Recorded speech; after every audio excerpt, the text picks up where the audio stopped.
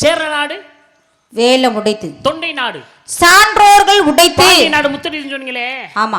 பாண்டியனுடைய பரப்பளவு சொல்லுங்க. வெள்ளார் அதுவடக்கம், மேற்கு பெருவெளியம், தொல்லார் புனல்கண்ணி தெற்காகவும் 56 காது தூரம் பாண்டிய நாட்டுடைய எழ்கைன்னு சொன்னாங்க. மொத்தம் 3 பெட்டி. கையை தட்டினா கையை ஒடிச்சு விடுவேன். மொத்தம் 3 பெட்டி. 2 ஆண் மகன் 1 பெண் மகள். 2 பெட்டி மண்ணிலே புதைந்தது, ஒரு ஆணும் பெண்ண. சேர நாடு வேலை முடித்துன்னு சொன்னீங்களே, சேர நாட்டுடைய பரப்பளவு சொல்லுங்க. வடக்கு திசை பழனி, வான்கை தென்காசி, குடக்கு திசை கொட்டக்கரை, வடதிசை ஈனாட்டு பழனி, கடற்கரையின் ஓரமாக தெற்காகும் 80 காத தூரம் சேர நாட்டு எழுகைன்னு சொன்னாங்க. சோழ நாட்டுடைய பரப்பளவு சொல்லுங்க. கிழக்கு கடற்கரை, தெற்கு கரை, புறவில்லாறு, குடதிசை கோழிகோடாம் 24 காத தூரம் சோழ நாட்டுடைய எழுகை. மொத்தம் 3 பெட்டி இருந்தது. ஐயய்ய நொய்யனா வாயை கிழிச்சு போடுவேன். இந்த ஐயய்ய என்னமா வசனம்? இது என்னமா வசனம்? ஐயய்ய நொய்யங்கிற ஒரு வசனமா? நான் கேட்கிறேன். ஒண்ணு அதை நீங்க பேசுவீங்கன்னு எதிர்பார்க்கிறேன் நானு. கோபம் வரணும், ஆனா அதுக்கு தெரிஞ்ச பதில் தெரிஞ்சுட்டு தான் நீங்க இப்ப சொன்ன மாதிரி பதில் சொல்லியிருந்தா கோபம் வரலாம். கோபம் ஒரு ஆளுகளை பாரு, அவர் அதுலேயே நின்னா தானே அவர் பேர் வாங்க முடியும். தொண்டை நாட்டுடைய பரப்பளவு சொல்லு. மேற்கு பவளமலை, வேங்கட நேர்வடக்கம், 6 அணிகளுக்கு பார்க்குயர், தெற்கு பின்னாகினி திகழ் 20 காததுரம், நெல் தொண்டை நாடன நாட்டுகன்னு சொன்னாங்க. கேட்டுக்காளுங்க. பாண்டிய நாடு 56 காத தூரம், இந்த அம்மா தான் சொன்னாங்க. சேர நாடு 80 காத தூரம், இதே அம்மா தான் சொன்னாங்க. சோழ நாடு 24 காத தூரம், இந்த அம்மா இப்பதான் சொன்னாங்க. தொண்டை நாடு 20 காத தூரம் சொன்னாங்க. உங்க சொன்னது தானே ஞாபகம் இருந்துச்சு? ஞாபகம் தானே சொன்னேன். மொத்தம் 3 பெட்டின்னு ஏன் ஞாபகம் வர மாட்டேங்குது நான் கேட்கிறேன். ஐயா என்ன வாயை பிடிச்சு கிழிச்சு போடு. என்ன பேசுற நீ? வண்டி வெளி கற்கண்டு மொழிமா. அப்பா அப்பா இருங்கப்பா, அப்பா அப்பா இருங்க. ஏன் சாமி என்னம்மா என்கிட்ட என்ன கேட்டீங்க? வண்டி வெளி கற்கண்டு மொழிமா. அது இருக்கட்டும், உங்களுக்கு கொஞ்சமாவது மனசாட்சி ஒண்ணு இருக்கா? மனசாட்சி என்னன்னா புரியல அப்படின்னா? தொழில் ரீதியா எப்படி செய்யணும்ன்ற, தொழில் செய்யணும்ன்றது முதல்ல ஒரு கணக்கு இருக்குங்க. என்ன தொழில் பண்ண வந்தீங்க? தொழில் ரீதியான என்ன தொழில் பண்ண வந்தீங்க? உங்க அனுபவம், அந்த அனுபவம் இருக்கணுங்க. அந்த அனுபவம் யார்கிட்ட என்ன? சும்மா சௌரியத்துக்குலாம் பேசக்கூடாது, புரியுதா? நீங்க ஒரு விஷயம் பேசுறீங்க, அந்த விஷயத்துக்கு நான் பதில் சொல்லல, அந்த விஷயத்துக்கு நான் எடுத்து பேசல அப்படின்னா என்ன பண்ணணும்? அந்த விஷயத்தை விட்டுட்டு மறுபடியும் வேற என்ன விஷயம் தெரியுமா அந்த விஷயத்தை பேசிட்டு போயிட்டே இருக்கணும். அதான் வந்து நல்ல அழகு. காட்டி கொடுக்காம அப்படி கூட்டிட்டு போறதான் அழகு. ஆனா நீங்க என்ன பண்றீங்க? ஒரு விஷயம் கேட்குறீங்க, அதுக்கு நான் பதில் சொல்றேன். ஒரு கவி சொல்றீங்க, நான் சொல்றேன். மறுபடியும் அதை என்ன பண்றீங்க? சொல்றீங்க 3 பெட்டி அப்படிங்கிறீங்க. மறுபடியும் இன்னொரு கவி கேட்குறீங்க, அதுக்கு இன்னொரு கவிக்கு பதில் சொல்றேன். மறுபடியும் 3 பெட்டிங்கிறீங்க. அப்படின்னா என்ன அர்த்தம்? அப்ப ஊர் மக்களுக்கு வந்து தெரியாதுன்றத வந்து நல்ல வெட்ட வெளிச்சமா காமிச்சு கொடுக்குறீங்க அப்படின்னு தானே அர்த்தம். உன் மனசு உறுத்துது. ஏன்னா குற்றம் செஞ்ச மனசு தான் குறுகுறுங்குமா. நீ குற்றம் பண்ணிட்டு போல இருக்கு, அதனாலதான் குறுகுறுங்க. நான் என்ன குற்றம் பண்ணிருக்கேன்? ஒரு முறைக்கு 2 முறை ஞாபகப்படுத்தக்கூடாது நீ சொல்ற, அவ்வளவுதானே? ஞாபகப்படுத்தினீங்களா? இது ஞாபகப்படுத்தக்கூடாதுன்னு சொல்ற, அவ்வளவுதானே? அழகேசனே கார்ல தலைவணி வச்சுட்டு வந்துட்டேன் நான். முதல் நாள் சொல்றேன், அழகேசனே வரும்போது தலையணை எடுத்துடுவான்னு சொல்றேன். அவர் அன்னைக்கு மறந்துட்டார். ஆனால் எடுத்துட்டு வரல. முதல் நாளே எடுத்துக்கிட்டு வரல. ரொம்ப தூரம் நம்ம போகிறோம் நாடகத்துக்கு, நரிக்குடி பக்கம். ஆனால் எடுத்துகிட்டு வரல. மறாவது நாளே ஞாபகப்படுத்துகிறேன், கண்டிப்பாக எடுத்துகிட்டு வந்துடுறேன்னு. அப்போ நான் அவர் தொலைபேசியில் தொடர்பு கொள்ளும்போது எடுக்கலை. மறாவது நாள் அவர் நினைவூட்டி கொண்டு வர்றார். 1 முறைக்கு 2 முறை 3 முறை நினைவூட்ட வேண்டிய சூழ்நிலை இருக்கிறது. ஒரு 2 முறை 3 முறை சொல்கிறது இல்லையா, நினைவூட்டுறது இல்லையா, ஞாபகப்படுத்துறது இல்லையா? அம்மா நீ மறந்துருக்கலாம், நான் என்ன கேட்கறேன்னு மறந்துருக்கலாம், ஞாபகப்படுத்துறேன். ஒரு இடத்துக்கு வழி தெரியலன்னா இவர்கிட்ட கேட்டா இன்னொருத்தர் கேட்கறது இல்லையா? இல்ல இத வந்து இப்படியும் சமாளிக்கலாம் அப்படிங்கிறதுக்கு இது ஒரு நல்ல எடுத்துக்காட்டு. உண்மை. வீட்டுல ஒரு வேலையை பார்க்கலைன்னா அந்த வேலையை பார்க்கறவங்களுக்கு மறுபடியும் நினைவூட்டலாம். டே தண்ணி மோதுவானா, ஒரு தடவை தண்ணி மோதுவானா, மறுபடியும் என்னடா தண்ணி மோதுவானே, தண்ணி மோக்கலையான்னு நம்ம கேட்போம். என்னப்பா ஓடிட்டேயா? அப்பா நான் வேற வேலையா இருந்தேன், படிச்சேன் அப்படின்னு சொல்லுவேன்ல. இல்லன்னா அவங்க அங்கிட்ட அம்மா ஒரு ஒரு வேலை உனக்கு தெரிஞ்சிருக்கலாம், சரி அப்புறம் சொல்லலாம், உனக்கு நினைவு இருக்கலாம். நான் நினைவூட்டுறதுனால என்ன, ஒரு விஷயத்தையே மறுபடியும் நினைவூட்டுறதுனால தவறா? ஒரு ஆசான் 1 முறை பள்ளியிலே பாடம் பயின்று கொடுக்கிறார் என்றால் 1 முறைக்கு 2 முறை சொல்கிறார். 3வது முறை 4வது முறை 3 புத்தி சொன்னேன். என்னென்ன புத்தி? கற்பூர புத்தி, கரி புத்தி, வாழை புத்தின. கற்பூர புத்தி என்ன செய்யுமா? 10 வச்சு சொன்ன பத்திக்கிறேன். கரி புத்தி என்ன செய்ய? 10 வச்சு ஊதி பத்த வைக்கிறேன். வாழை புத்தி என்ன செய்ய? எவ்வளவுதான் 10 வச்சாலும் போயாத்தான் போக. ஒருவேளை நீ கற்பூர புத்தியா நீ பத்திக்காம இருப்பியோன்னு நினைச்சுதான் கரிபுதிக்கு எப்படி சொல்லுவாங்களா? மறுபடியும் சொல்றேன். ஒரு ஆசான் பள்ளிக்கு செல்லும் பொழுது முதல் வகுப்பிலிருந்து மறுபடியும் சொன்னா தான் அது தனது அது மூளையிலே அவர் ஏற்றப்படுகிறார்கள், மனதிலே அது பதியப்படுகிறது. தவறுனா விட சொல்லு, நான் நீங்க சொன்னது தவறு, இப்ப சொல்லு நீங்க சொன்னது தவறு சாமி அப்படின்னு சொல்லு, நான் எதுவா இருந்தாலும் ஏத்துக்கிறேன். நீ என்ன நீ சமாளிக்க நான் சமாளிக்கிறேன், இருமா நீ சமாளிக்கிற நான் சமாளிக்கிறேன், உனக்கு தெரியும் உங்கள்ட்ட சமாளிக்கிறன்ற அவசியமா இருக்கு எனக்கு. நீங்க சொன்ன என்ன கேட்டீங்க, ஒரு கவி சொன்னீங்க நீங்க. நீ எப்படியாவது சாமி தூக்கிடுவாங்க, நம்மளுக்கு கொஞ்சம் நேரம் வேலை இல்லாம போயிடும், படக்கு முடிச்சிட்டு முருகனை விடுன்னு சொல்லிடுவாங்க, தப்பிக்க பாக்குற நீ தப்பிக்க பாக்குற. யார் நானா? நான் வேகமா பேசுறேன், நீ யோசனை பண்ற. எனக்கு புள்ளி வச்சா கோலம் போடுறவங்களை தான் பிடிக்கும், புள்ளி வச்சு ஒரு வாரம் கழிச்சு கோலம் போடுறதுக்கு புள்ளியை தேடுறவங்களை பிடிக்காது எனக்கு. புள்ளி வச்சா உடனே கோலம் போடணும், அப்புறம் அடுத்த வாரம் வந்து நீங்க என்கிட்ட என்ன கேட்டீங்க, செஞ்சுடர் மைந்தனையும் தென்னிலங்கை வேந்தனையும் பஞ்சவரில் பார்த்தனையும் பாராதே விஞ்சு விரதமே கொண்டு மேதினை ஆண்ட பரதனையும் ராமனையும் பாருன்னு சொல்லி ஒரு கவி சொன்னீங்க. கம்பர் வந்து ராமனை லக்ஷ்மணனையும் பாருன்னு சொல்லிருக்கலாமே, ஏன் வந்து பரதனையும் ராமனையும் பாருன்னு சொன்னாரு அப்படின்னு நீங்க ஒரு விஷயம் கேட்டீங்க. நீங்க ஒரு கவி சொன்னீங்கல்ல, செஞ்சுடர் மைந்தனையும் தென்னிலங்கை சூரிய பகவானுக்கு குழந்தை யாருன்னா ராவணேஸ்வரன் தான் ராமாயணத்துல. ஆமா, ராவணேஸ்வரன் தென்னிலங்கை வேந்தன்னாலும் ராவணேஸ்வரன் தான். பஞ்சவரில் பார்த்தன் அப்படின்னா அர்ஜுனன் என்று சொல்லக்கூடியவனை சொல்லுவோம். பார்த்த சாரதி அப்படின்னா அது கிருஷ்ண பரமாத்மாவை சொல்லுவோம். சாரதினாரு தேர விட்டுனதா. ஆமா, பார்த்தனுக்கு சாரதியா, அர்ஜுனுக்கு சாரதியா இருந்தவன் கிருஷ்ண பரமாத்மா. அப்ப பார்த்தங்கிறவன் யாரு? பார்த்தன்றவன் அர்ஜுனன், பார்த்த சாரதின்றது வந்து கிருஷ்ண பரமாத்மா. அதனாலதான் பார்த்த சாரதி அப்படின்னா கிருஷ்ண பரமாத்மா. பஞ்சவரில் பார்த்தனையும் பாராதே விஞ்சி விரதமே கொண்டு மேதினி ஆண்ட பரதனையும் ராமனையும் பாரு ஒரு கவி சொன்னீங்க. சுவாமி, ஒருத்தர் பக்கத்துல இருக்கும்போது அவங்க கூட பாசமா இருக்கிறது, அவங்கள பத்தி பெருமையா பேசுறது, அவங்களுடைய நல்ல விஷயங்களை எடுத்து சொல்றது, இது வந்து பெரிய விஷயம் கிடையாது. இது வந்து பெரிய விஷயம் கிடையாது. ஆனா ஒருவர் பக்கத்துல இல்லாத பொழுதும் அவரை பற்றி பேசுவது, அவரை பற்றி நினைப்பது, அவர் மேல பாசமா இருக்கிறது, இதெல்லாம் தான் பெரிய விஷயம். 14 ஆண்டு காலங்கள் ராமர் வனவாசம் போயிட்டார். ஏமா அதை அப்படி சொல்றியே?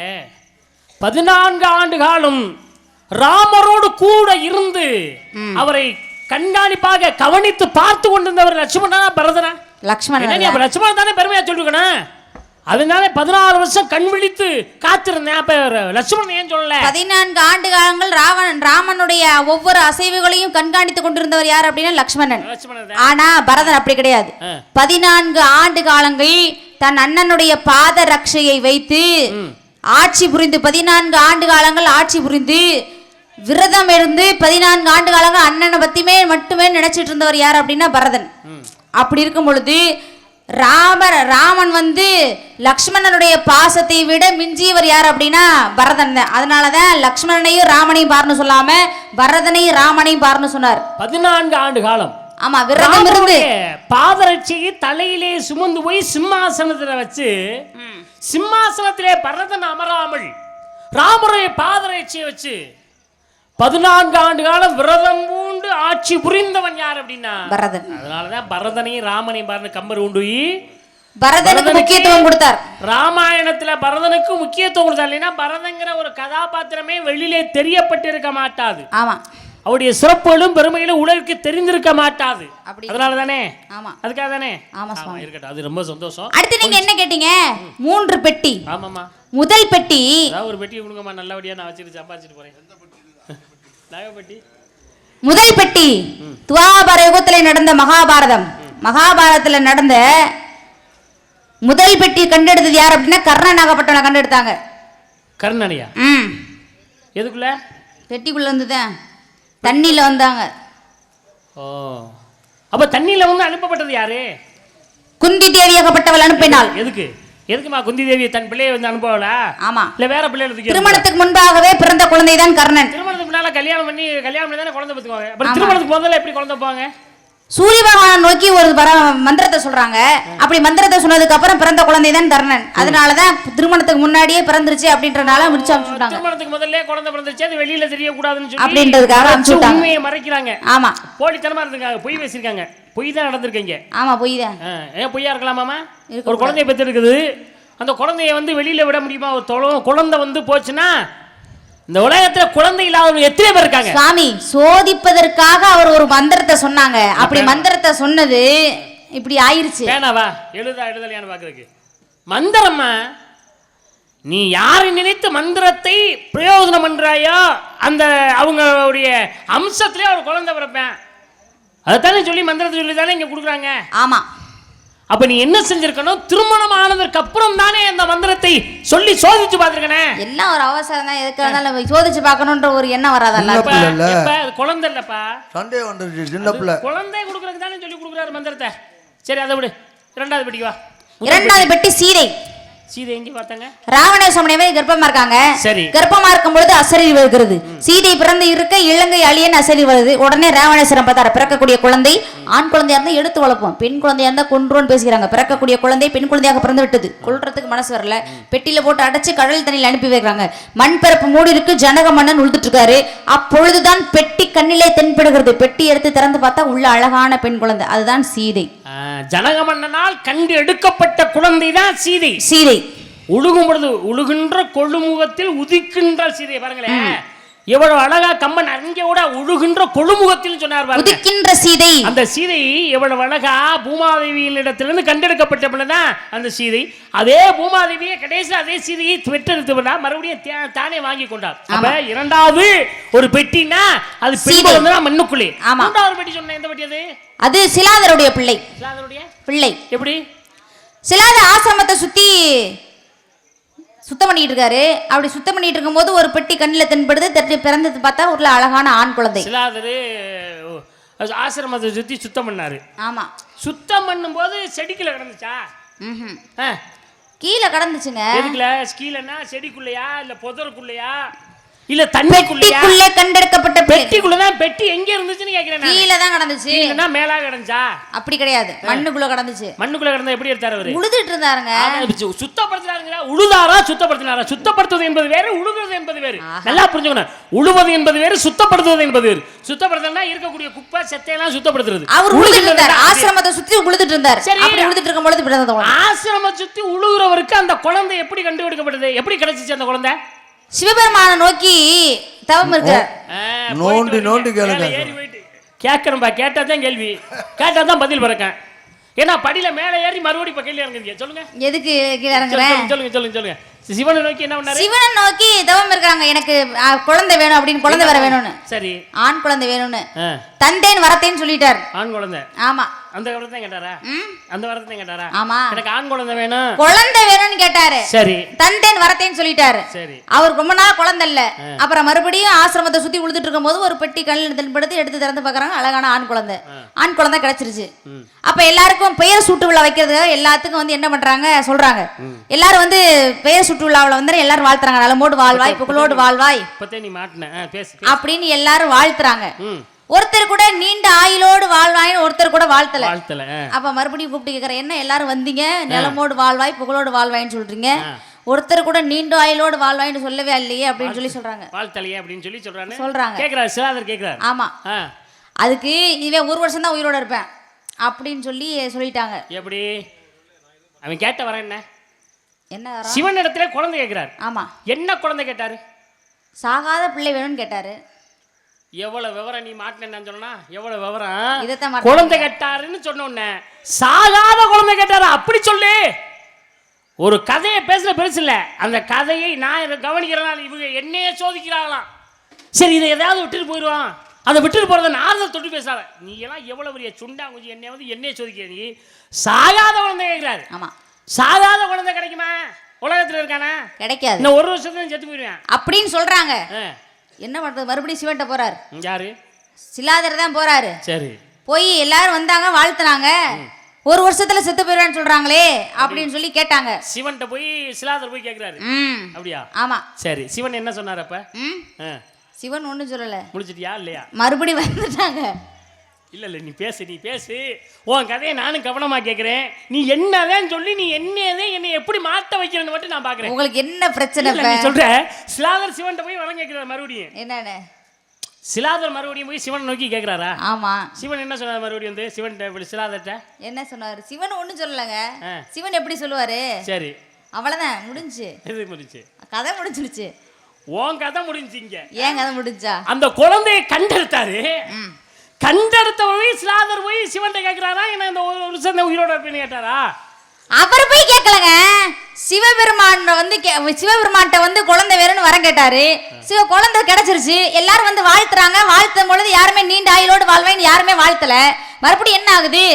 அப்ப இப்படி வாழ்த்துறீங்களே அப்படின்னு கேட்டபோது இவன் 1 வருஷம் தான் உயிரோடு இருப்பேன் அப்படின்னு உடனே அப்பதான் போய் கேட்கிறாரு. யார் கேட்டது போய்?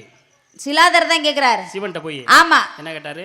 எல்லாரும் வந்து நீண்ட ஆயுளோடு வாழ்வேன் வாழ்த்தல, 1 வருஷம் தான் உயிரோடு இருப்பேன், நான் சாகாத குழந்தை தானே கேட்டேன் அப்படின்னு சொல்றாங்க. அப்படின்னு கேக்குறாரு. அப்ப கேட்ட உடனே அப்பதான் சிலாதர் என்ன பண்றாரு? குழந்தைய கூட்டிட்டு போறாரு. அப்ப குழந்தைய கூட்டிட்டு போனா குழந்தைய பார்த்த உடனே சிவபெருமானும் பார்வதியும் தலையில கை வைக்கிறாங்க.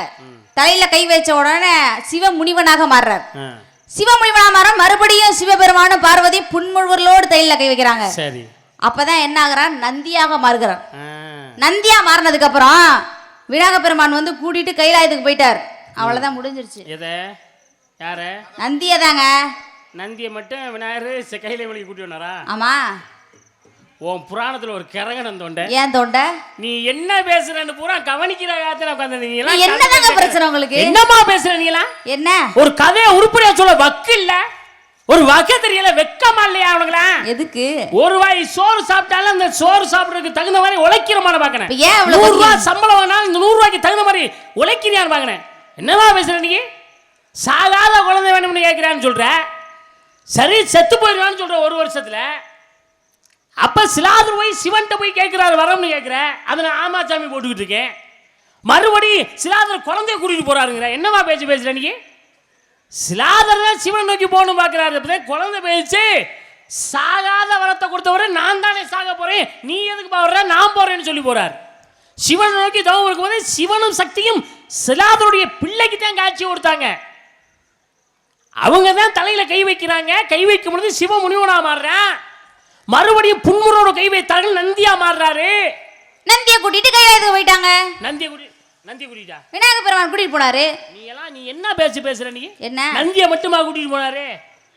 நந்திய மட்டுமாமா சிவ கையில மலைக்கு விநாயகர் கூட்டிட்டு போனாரு. ஏங்க நந்திய மட்டும் எங்க நடுவீட்ல கூட்டிட்டு போனாரு? எப்ப கூட்டிட்டு போனாரு? நந்திய மட்டும் எப்ப கூட்டிட்டு போனாரு? எல்லாரும் கதை கேக்குறீங்க. நந்தியத்தையும் கூட்டி போனாரு இந்த மாதிரி சொல்லிச்சு. நந்திய மட்டும் எங்க கூட்டிட்டு போனாரு? நடுவீட்ல அடிச்சு பல்ல ஊத்துருவேன். பத்தானமா நந்திய கூட்டிட்டு போனான்னு சொன்னேன். நந்திய மட்டும் நான் அழுத்தி கேங்க. நந்திய மட்டும் எங்க நடுவீட்ல கூட்டி வந்தாருங்கிறீங்களா? பேச்சுனா பேச்சோட பேசு. வாயில வந்து வார்த்தையா நடுவீடு ஓர்த்தி விடு. வீட்டில் கொண்டு வச்சுக்க. உன் திண்ணையில் வச்சு பேசு. இங்க மேரையில் பேசிட்டு இருக்க. ஒரு நாரதர் ஒரு கேள்வி கேட்டா அந்த பதில் சொல்ல வக்கில்ல. நந்திய மட்டும் நடுவீட்ல கூட்டி வந்தாங்க. நீ பேசுற நீ வள்ளிநாயகம் பேசுன கதையே தப்பு, பொய். எவ்வளவு முறையா பேசிட்டு இருக்காரு. கதையா பொய்.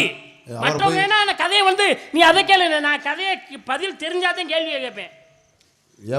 கேட்கலாம். அவரை போய் நடுவிடுன்னு ஆளப்பாரு. அவர் எப்படிப்பட்ட மனுஷன், அவர் எவ்வளவு பெரிய ஆளு. கதை நல்லா பேசிக்கிட்டு இருக்கீங்களே, அவர் நடுவிடுங்கிற. அவரே வீடு இல்லாம ஊரா செஞ்சிருக்காரு. அவர் போய் நடுவிடுன்னு பேசிட்டு இருக்காரு. எனக்கு தெரியுங்க.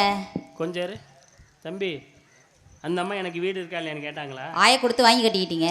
வேலையை பாருமா முடிச்சிட்டியா? ஏன் நடுவிடு? நீ வந்து லோன் கொடுக்க போறியா எனக்கு?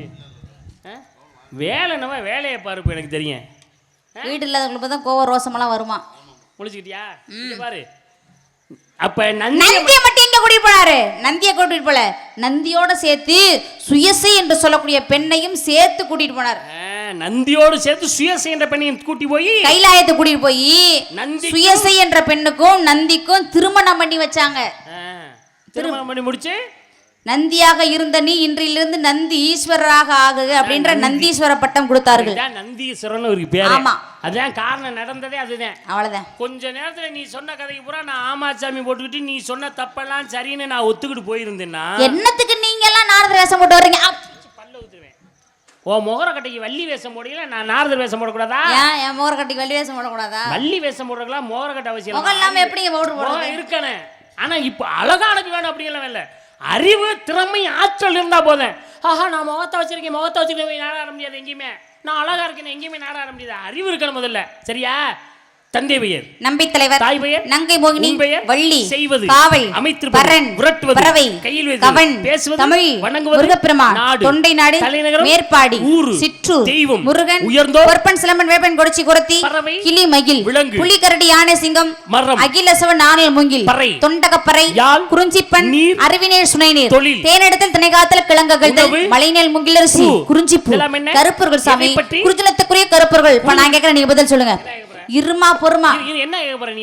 என்ன கேட்க போற? நான் என்ன நீ எப்படி கேட்டீங்களோ அதே மாதிரி நானே நீ கேட்பேன். என்ன கேட்க போறியோ அதை மட்டும் கேளு. தந்தை பெயர், பிரம்மா, தாய் பெயர், கலைவாணி, பாட்டன் பெயர், மகாவிஷ்ணு, பாட்டி பெயர், மகாலட்சுமி, தந்தை என்ன செய்கிறார், படைக்கு. எதை படைக்கிறார், ஜீவராசி. என்ன சிவராசி, 29 ராசி. என்னென்ன சிவராசி, 4 யோனி 70 தோற்றம் 9 ராசி. நான்கு யோனி என்னென்ன, சமாவிச மண்ட சுவேத 70 சுருப்பிசம், தோற்றம் என்ன, தேவர் மக்கள் விலங்கு பறவை நிலத்தில் ஊர்வன நீர் வாழ்வன தாவர 84 சிவராசி என்னென்ன, ஊர்வன 11 9 மானிடராம் நீர்ப்பறவை நாற்கால் ஒப்பத்தாம் சீரிய வந்தமாம் தேவர் 13 அயன் வகுத்த அந்த தமிழ் சீர்தனாலின் 84 சிவராசி. வேலை எங்க அப்பாக்குரிய அம்மா என்ன செய்றாங்க, கல்விக்கு அதிபதி, கலைவாணி, கலைவாணிக்கு அதிகாரி யாரு, ஹயக்கிரிவ, அயம்னா குதிரை, குதிரை மூவி எப்படி வந்துச்சு, ஹயக்கிரிவ அசுரன் என்ன வரம் கேட்டா, சாகாத வரம். சாக மறந்தாரா, செத்தார். எப்ப செத்தார், என் பாட்ட மகாவிஷ்ணுக்கு குதிரை முகம் வந்தது. ஹயக்கிரிவர் என்ற பெயரோடு ஹயக்கிரிவ அசுரனை அழித்தார். ஹயக்கிரிவர் பெயரோடு எங்க அம்மா கலைவாணிக்கு ஆசாரம் கத்தியல். எப்ப கேட்டாலும் பதில் சொல்லணும். நீ என்ன சட்டம் போடுற?